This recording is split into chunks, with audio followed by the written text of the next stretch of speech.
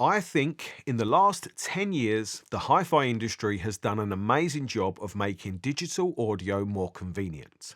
And Eversolo has been a part of this with their DMPA6, 8 and 10 do it all for you in one box products. But I am old school. I still prefer a hi-fi separates system because I believe that is how we get the best sound quality. But is that true in the modern hi-fi world? That's something I've wanted to find out and more in my review of Eversolo's brand new flagship DAC Z10.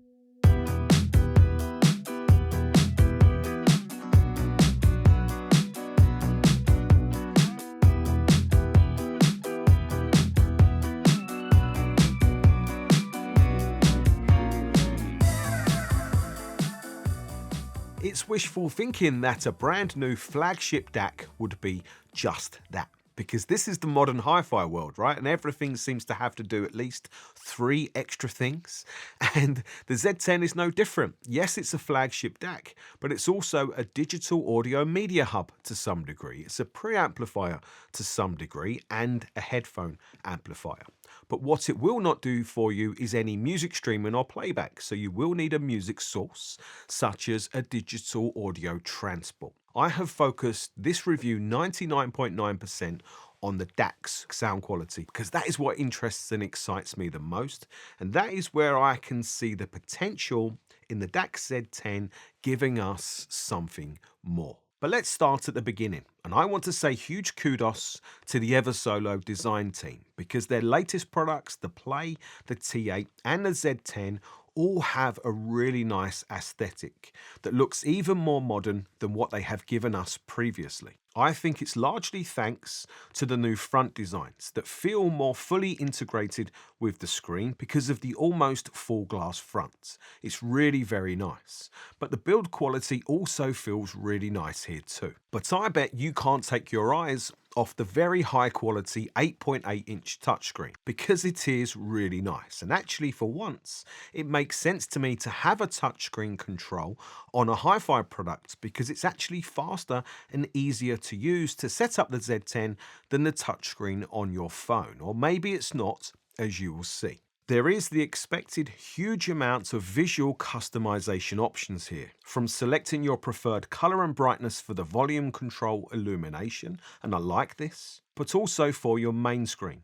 You can have a technical display, which I chose because I'm boring, but also because I just like the colors. But you may prefer to have one of the different digital VU meters. And some of these were new designs. I've not seen these before. And you have the spectrums if you prefer the 80s vibe, with some other ways to display essentially the same technical information, and the volume if you're using the Z10 as a preamplifier. But before we dig deeper in terms of the options and controls, let's take a look at the connections on the rear. For starters, the Z10 has both single-ended and balanced outputs, with a fully balanced design, I believe. The obvious separation between the left and right channels gives us a great indication for how separated the internals are, and I like that. There are a multitude of digital inputs. For starters, you have an isolated USB, an isolated balanced AES, and 2 isolated coaxial inputs, both RCA. I do wish one of these had a BNC connection,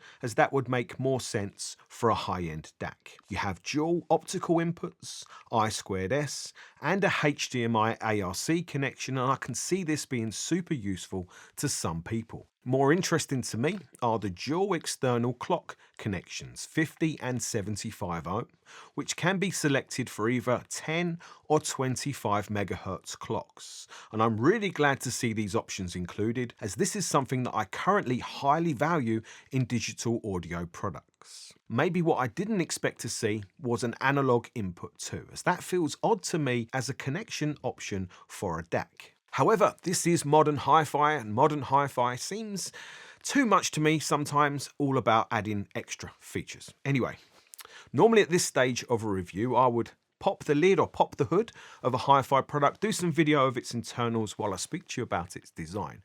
But trying to do that with the Z10 was really difficult because you kind of slide the whole casework apart with the screen attached, and I was really worried I might break or damage something. I'm not about that. So what I did was slid the casework off just a little bit and grab a few clips with my phone. So apologies for the poor quality and shaky footage, but really it was just to see and confirm what is inside is exactly what Eversolo says it is. And this is important as the Z10 does have a very interesting and cool design, starting with what they call FIA, or a fully isolated architecture, which is the complete separation of the digital and analog domains within the DAC. And Eversolo say this starts with 3 independent linear power supplies, one for the left, one for the right, and one to power the system. And I could just about get a shot of these with all of the capacitors as part of a very impressive overall power supply design. I did manage to get a shot of the left and right independent DAC channels with the dual mono AKM DAC chips, the 4191 EQ and 4499 EXEQ with their famed velvet sound, with each channel having a balanced R2R based volume control, and I could see that clearly. And you cannot miss the Eversolo Gold custom OCXO 10 MHz clock that sits right in the middle. However, sadly, I didn't get a clip of the FPGA chip that's in the Z10 that you can enable for the I2S input, which Eversolo say will optimize that input to its purest form before it gets to the DAC. And I think that is interesting stuff. There are 6 different DAC filter modes that you can easily select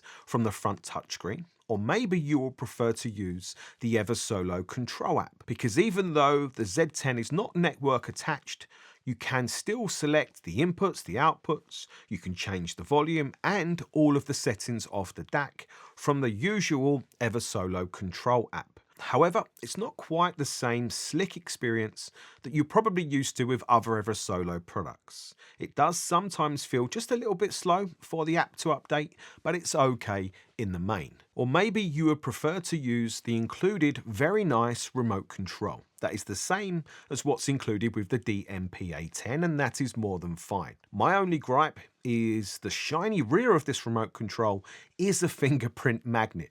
So if you're OCD about cleanliness, be prepared to clean this remote a lot.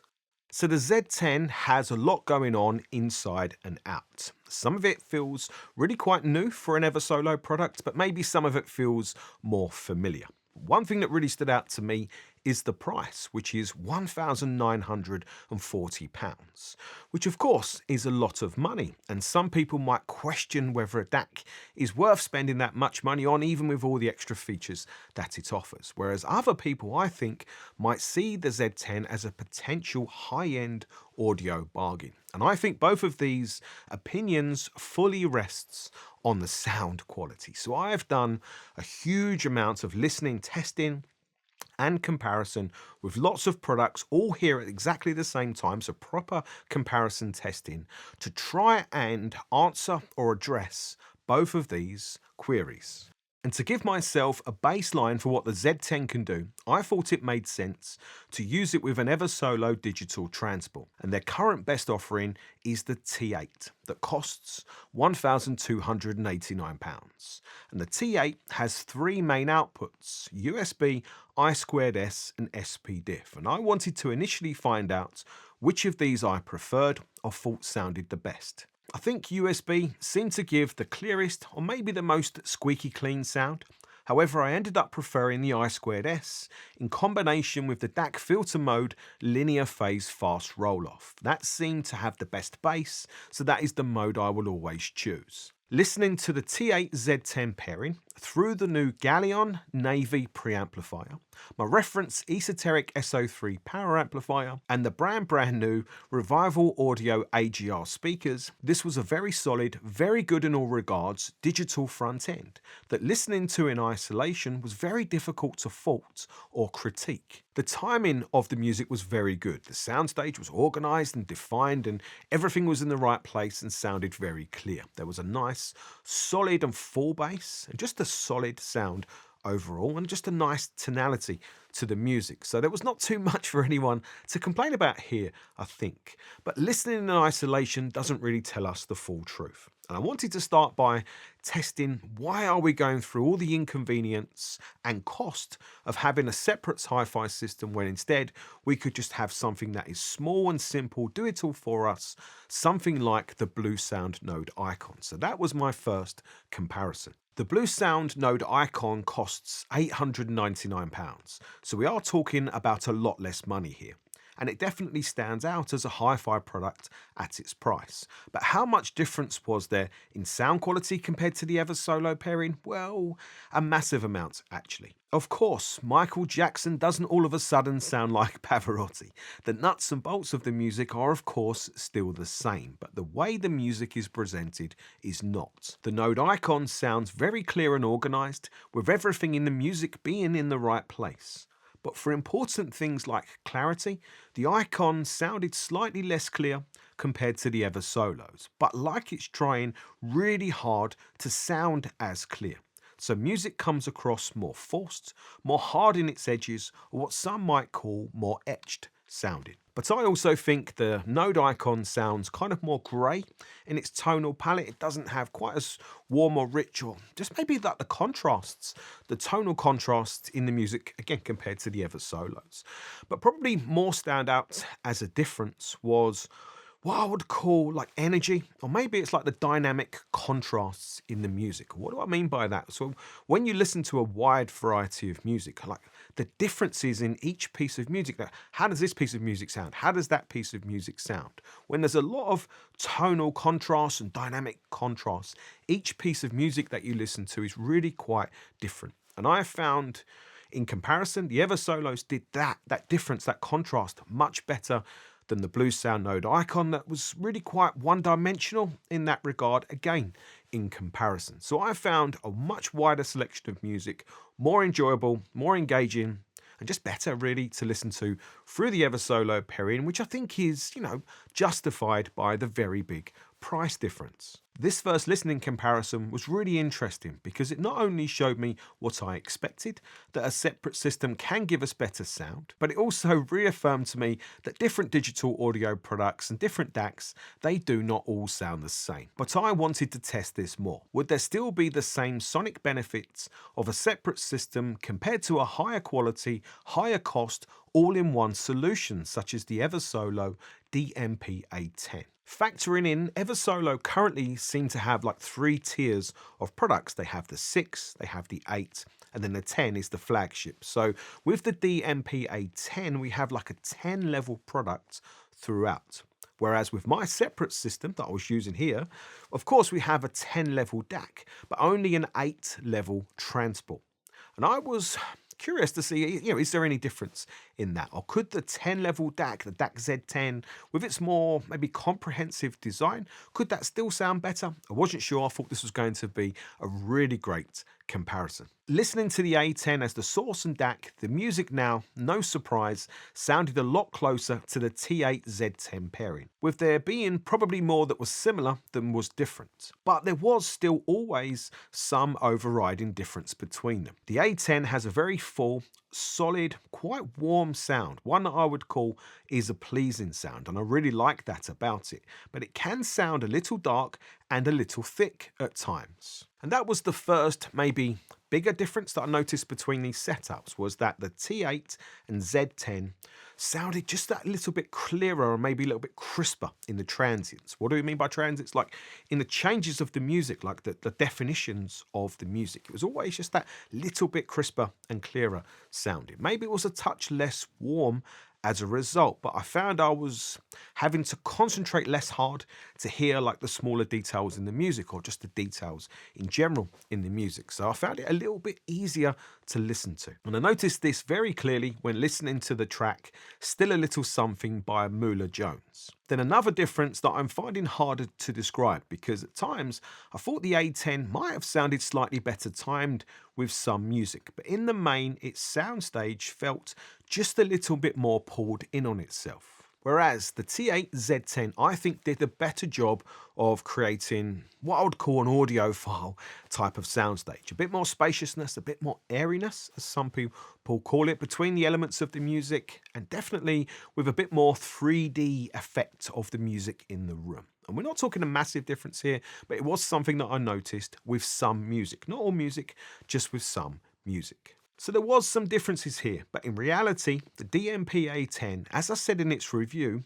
does give you a separate-like performance in its own way from a single box solution. And this comparison proved that to me again. However, I still think I preferred the sound of the T8 Z10 just because of that extra bit of clarity and just because it seemed to open up the window just a little bit clearer onto the music. So again, you get more variation, more difference between different music styles, different albums and different genres. There's like, it makes music just that little bit more interesting, a little bit more exciting, just because there's just that little bit more going on with it. So again, a separate system showed its strength to me for better sound here, but not by as much as I expected, and that was definitely interesting. So next I wanted to test what I think is the main reason for having a separate HiFi system, and that is the ability to choose whatever combination of products you want to put together. So that meant changing the music source to a different digital audio transport. And you might have the mindset that all digital transports will sound the same, so why would this matter?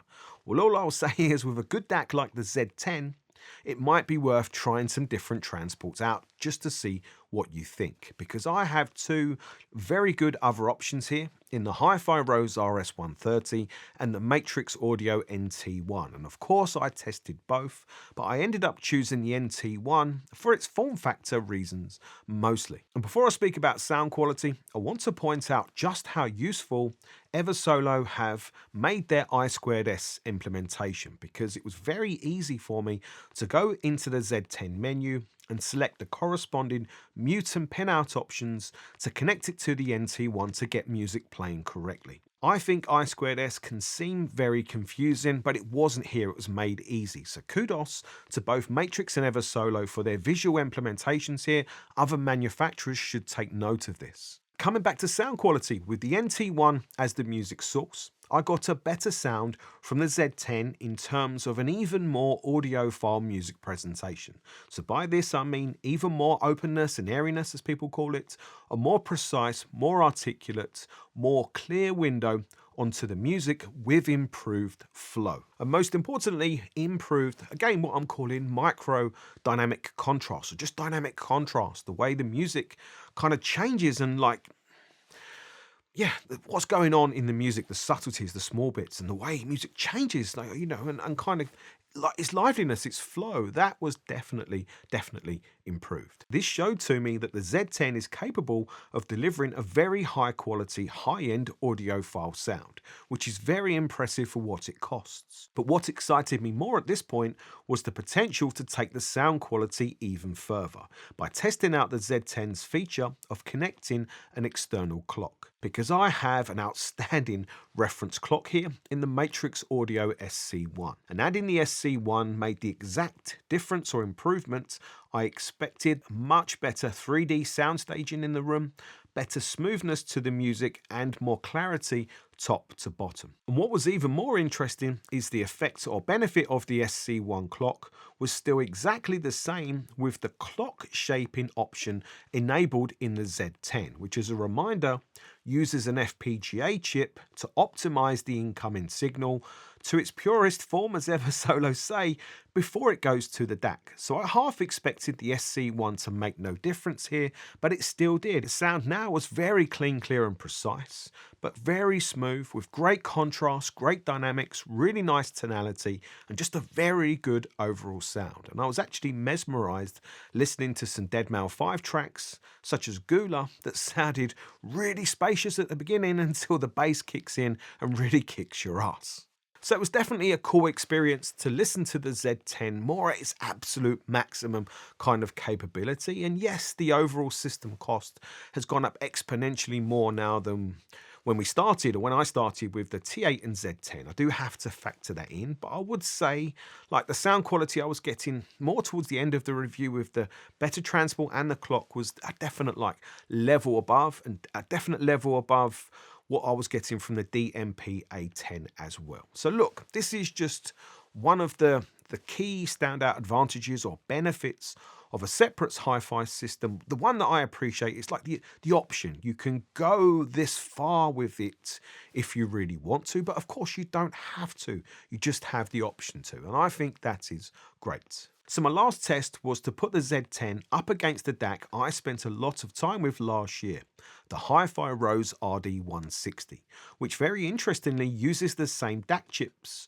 as the Z10 but costs more than double. The Eversolo definitely has more of the velvet sound character that you might expect from these DAC chips because it is without a doubt the smoother sounding of the two. The Rose sounds more what I would describe as having a lit up treble, so the treble details definitely sparkle and stand out more, and it also sounds like the clearer of the two, so the details in the music definitely stand out more, but it's also more raw sounding in its nature. So yes, you hear more of the music, and in some ways that's good, but it's not always a good thing, right, depending on the music quality. But look, I already know that the RS160 DAC doesn't sound the best with the Matrix NT1 transport. I know that seems like crazy talk, but for some reason, those two products just don't gel that well together. I think you get a much better sound with the RS160 DAC with the Rose RS150 transport. Those two pair better, both from the same manufacturer. Maybe that makes some sense. So look, coming back to my comparison, which of the two DACs did I prefer, the Eversolo Z10 or the HiFi Rose RD160? Well, I have to be honest, in the system I was using, I preferred the Eversolo Z10. I preferred it's more smooth, it's more graceful, kind of more velvet-like sound. I didn't need the raw capabilities of the RD160. It just didn't gel so well. So here I preferred the Eversolo. So that is a pretty big win considering it costs half. However, I can't say outright that I prefer it at this stage, so I don't want to get too overexcited, but it is something important that I am taking away from this comparison, because I have other comparisons planned for the near future, such as comparing the Z10 to the Gustard R30, an R2R DAC that costs about £1,000 more. So if you'd like to know how these DACs compare, make sure you subscribe to the channel and look out for my R30 review coming soon. And if you're interested to know how the Z10 performs as a preamplifier, Eversolo told me they've used a very similar R2R volume control implementation that's used in the DMPA10. So that probably tells you everything you need to know. So to sum up my review then, long review of the DAC Z10. I think this is Eversolo at their best, designing a product that stands out visually, stands out for maybe a little bit quirky, but having a really nice feature set that I think some people will benefit from and appreciate. But I think the Z10 is designed to appeal to a different subset of audiophiles like me that really value and appreciate separate hi-fi components for what that allows for flexibility, and just how you might put a system together, like taking control, like being in control of it, right? I think is what we like. But also like how you can squeeze more sound out of it as well. All of these things that really matter to people like me, with all of the niceties that we've come to expect from Eversolo products. So like as a full package for the price, yeah, well done, Eversolo. So I'm going to say very well done, Eversolo. Yeah, this is a very good one. So I hope you've enjoyed this review. I know it's been long. Hope it's been useful. Hope it's been helpful. If you've enjoyed it, hit the thumbs up button and definitely subscribe to see more.